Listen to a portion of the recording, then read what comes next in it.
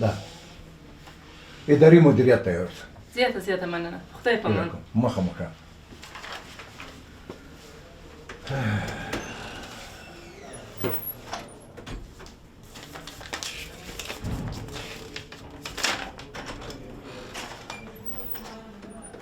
السلام علیکم. مدیر صاحب اجازه ده؟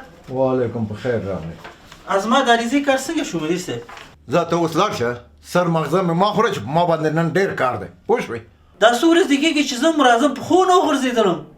وروره لس واره مې درته ویل چې لس یولس ورځې وروسته راشه ستا کار ډېر دی ډېر اوس نه کېږي.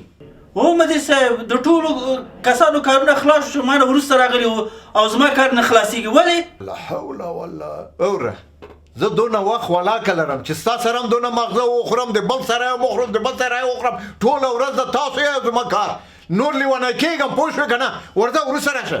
څه کار ده هو مدیر صاحب؟ ټول خلکو سره قصې کوي او چای څکې.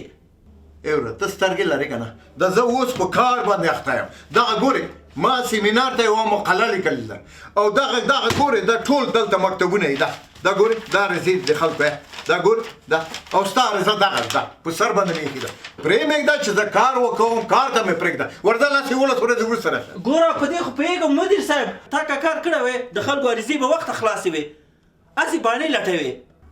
ته نو په نیمه نه پوهېږې زه مجبور یم چې تا د دفتره په زوره وباسم.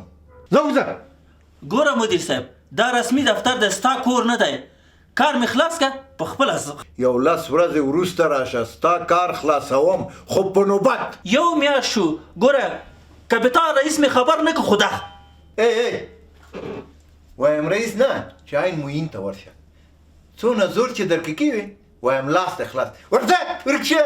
ښه دا خبره ده اوس به وګورئ. ورځه.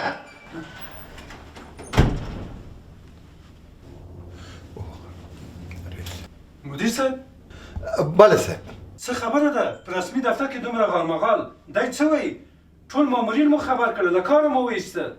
رئیس صاحب خوش چې راغلی دا ستاسو مدیر چې دی شلو ورځې کېږي چې زما کار ورسره بند دی یو عریضه مې نشي خلاصولی. ته نو غالمغال مه کوه. مدیر صاحب بله صاحب د دې ورور کارونه ولې نه خلاصوي؟ شل ورځې کېږي آخر لږ انصاف پکار دی. ګور رئیس صاحب که زما په زړه کې دا برطرفه که د خلکو کار نه خلاصوي.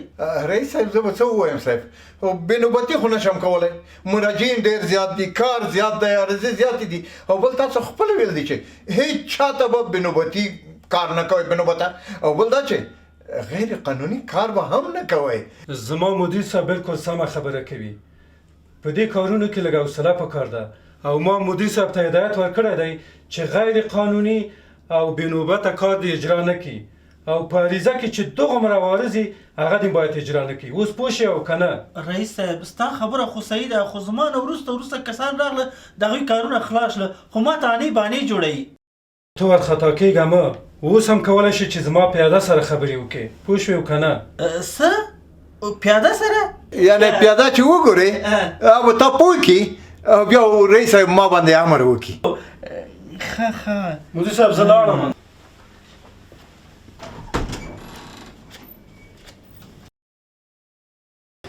رئیس صاحب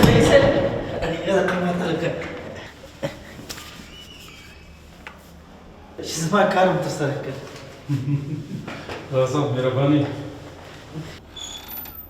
مدیر صاحب بله صاحب د دې ورور کار قانوني دی خلاص یې که کار وشه صاحب. سمه ده صاحب سمه ده رضا وروره رضا.